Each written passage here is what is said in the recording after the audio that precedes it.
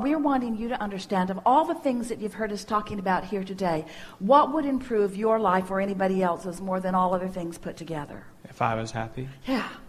So, yeah. And so, as you get ahead of yourself so what most people are doing is saying, oh yes, I would like to do that because that will make me happy, and I would like to do that because that would make me happy, and I would like to do that because that would make me happy, and that would make me happy because it's lots of fun people, and that would make me happy because it's got lots of money coming with it, and that would make me happy because I'd get to live in a beautiful part of the world. And we say conditional, conditional, conditional. What we want you to do is think about, and this is what we want you to hear, is what we've been after all day, is that as you can find right here, right now, current, something that feels happy when you think about it, no matter where you're getting it from, and you stay there until the conditions or the situations or the people or the ideas that match happy begin to occur to you. You see what we're getting at? It's flipping the whole thing. It's doing it. It's counterintuitive to what you've been practicing. Because what you've been practicing says, I'll find the condition that I believe will make me happy, and then I'll find a route to that condition that makes me happy. And we say, but you got to understand that you're the point of attraction to which all things are flowing. So if you can find something, anything to think about or observe or live that makes you happy, and you can maintain that for a little while, other things that make you happy will flow into your experience, and they will be in the form of the work that you want and the money you want. And why is that? Because all of those components are in your vortex. You didn't only just put happy in your vortex, you put lots of money in there too. You put lots of freedom. You put the ability to be and do and have anything that you want. You put the ability to make your own decisions. You put the ability to set your own time. You put the ability to set up your own calendar. You put the ability to really be free. You put the ability to make a difference in people's lives. You put the ability to have other people that resonate with you flow to you. In other words, you put that and more than we have time to talk about in your vortex, and it's already all in there. And what's the access key for you? How do you spend that vibrational currency? By trying to find some condition that you can make yourself believe that you can line up with, or by just finding the core of the reason that you want all of those things and practice it as much as you can until you own it, and then follow the inspiration to that desire, which is to be happy, that will, we promise you, fill in. Does that make sense to you? I'm a little blown away.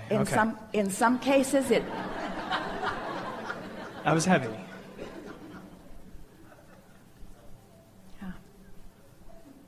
Yeah.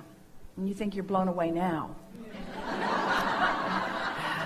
As the ideas flow and you feel the perfection of them. And then you see the ease with which That's they are. what I'm seeking. But in the seeking of it, you're looking for something that is not, and you introduce resistance into the equation. How? Where did I do that? By saying, I'm looking for this thing that I haven't found yet. And so what we're really asking you is, can you be happy? Do you have the ability to be happy before the idea flows? Yes. Because if you have the ability to be happy before the idea flows, the idea will flow for sure. Do you have the ability to be happy before the money gets there? Because if you have the ability to be happy before the money gets there, the money will get there before. Following? So, we know you want to say to us, but Abraham, it's easier to focus on the condition. And we say, how's that working out? It's not easier to focus on the condition. Conditions are loaded. They're loaded with the way everybody else feels about them. They're loaded with all your past beliefs about them. Conditions are loaded with expectations. Start in this pure place and create the environment that allows it to grow. And then experience the explosion of good ideas flowing to you. And say regularly, I had a desire and it was general, but boy, is it evolving into something that's more and more specific. And the more specific a general desire that has no resistance becomes, the more exhilarating it will be. So, a desire that has a lot of momentum and no resistance is ecstasy. A desire that has a lot of momentum and a lot of resistance is miserable. A desire that has not much momentum and no resistance is the beginning of every good thing you want.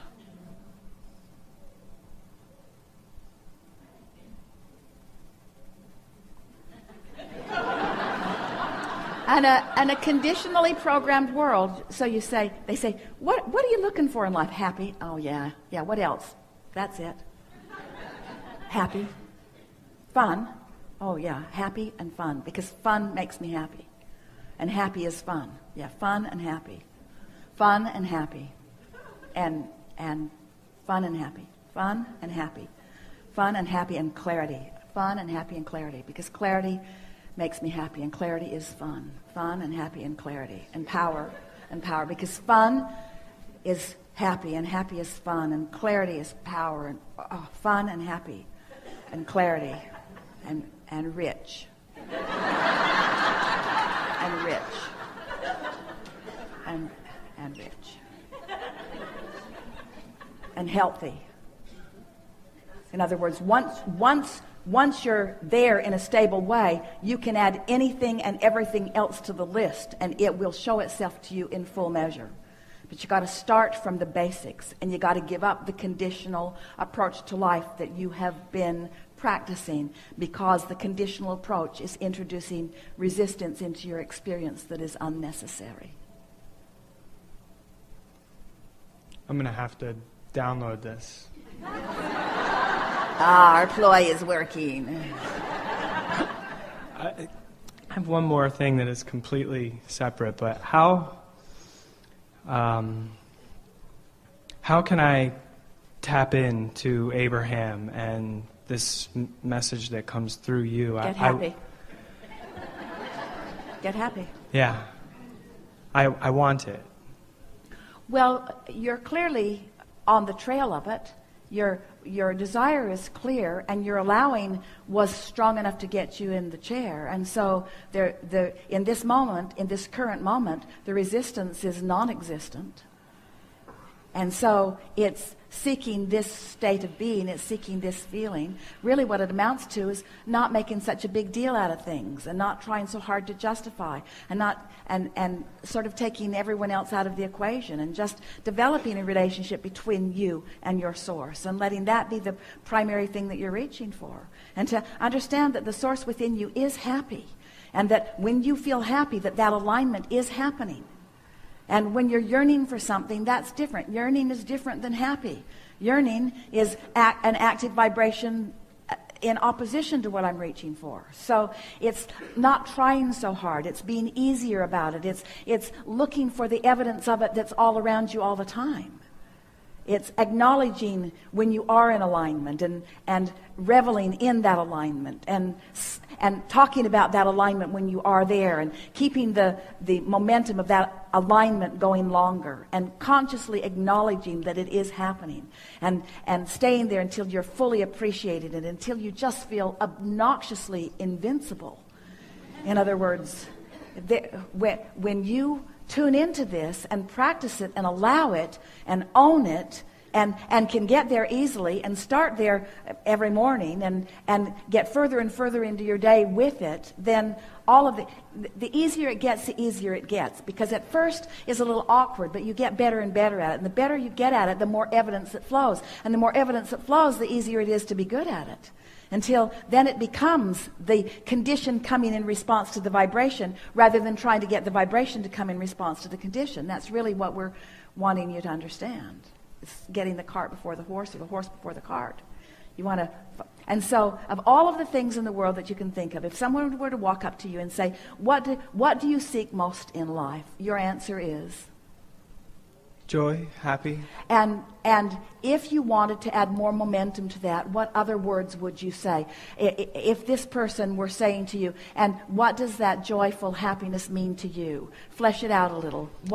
Having fun, being passionate, and having a direction, and going for it with everything. Having fun, meaning engaging with lots of others. And, laughter, and humor. But feel how when you said having direction, there was a little yearning in that.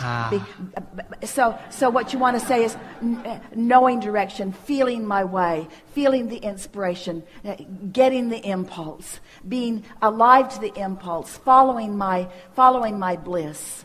Feeling it, being moved from the inside, recognizing that when I feel like this, I'm on the brink of something good, and then when that something good comes, saying, I knew you were coming. I just didn't know in what way you would manifest, but I felt you coming.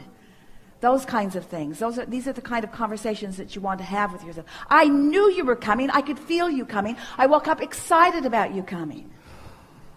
Jerry and Esther were in this neighborhood a few years ago, and they were on their way to what they considered to be their favorite restaurant in the area, and driving down the freeway. And all of a sudden, Jerry said, let's go to this restaurant instead. And Esther was driving, and all of a sudden, she needed to exit like now. And so she took the exit and then asked questions later, which was the agreement that they always had with one another. All right, I've done it. Now why? I don't know. I just feel like we should go. I just feel like I'd like to eat here. But they have that great salad we like over there. And there's only 5 places in the whole world that we can get that salad. And I know, but I just feel like this is where we want to go. And so they went in, and the place was empty, which Esther never sees as a very good sign. And hardly anybody around. And a very nice person came up and helped them and talked to them briefly. And Jerry was always wanting to know people. He wanted to know who she was and where she was from and just a little bit about her. And then Jerry reached into Esther's purse where there was the envelope where, even though they beg you not to buy anything with cash, you always do. So there's always an envelope with a considered amount of money in it left at the end of the seminar, and it was in Esther's purse. And Jerry just reached for it and just handed it to the girl and said, this is for you. And she said, well, thank you very much. And she went into the kitchen, and they literally heard dishes break as the little girl had opened her package to see what was there. And she came back in to where they were, and she said to them, you know, I woke up this morning, and the first thought I had was something really, really good is going to happen to me today. Something really good is going to happen to me today. And Esther said, well,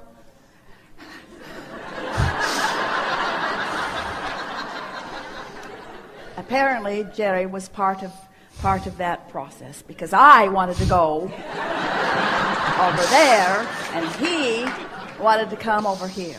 And then she said, my roommate moved out this week unexpectedly, and my rent is due tomorrow, and I did not know how I was going to pay it.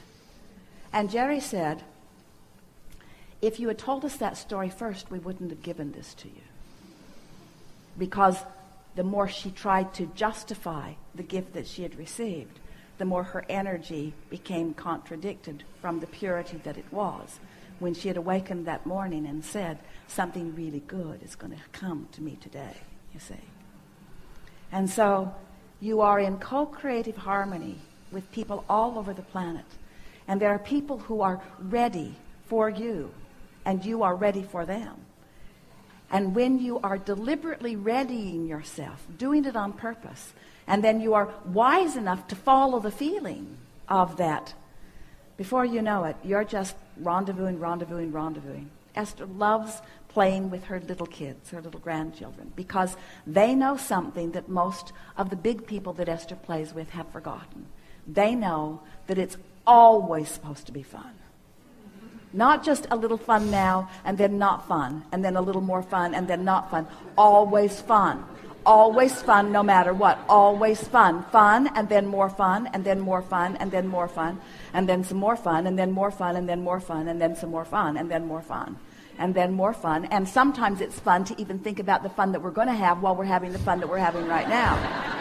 In other words, no point to ever get into a fun lag. There's no reason to ever get into a fun lag, because they are young enough to still see that the universe will continue to deliver to them one thing after another, after another, after another, after another. But if you've been living some conditional life, then the universe is giving you this not fun, and this a little more fun, and this not fun, and this not fun, and this a little more fun.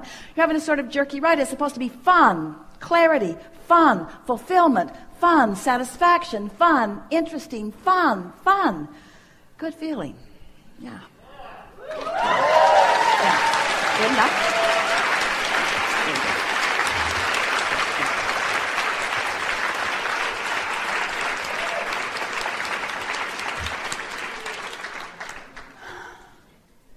Do you feel greedy when you think about only having fun? Good. Do you realize that clarity is alignment with Source? Do you realize that fun is alignment with Source? Alignment with Source is a good thing, yes?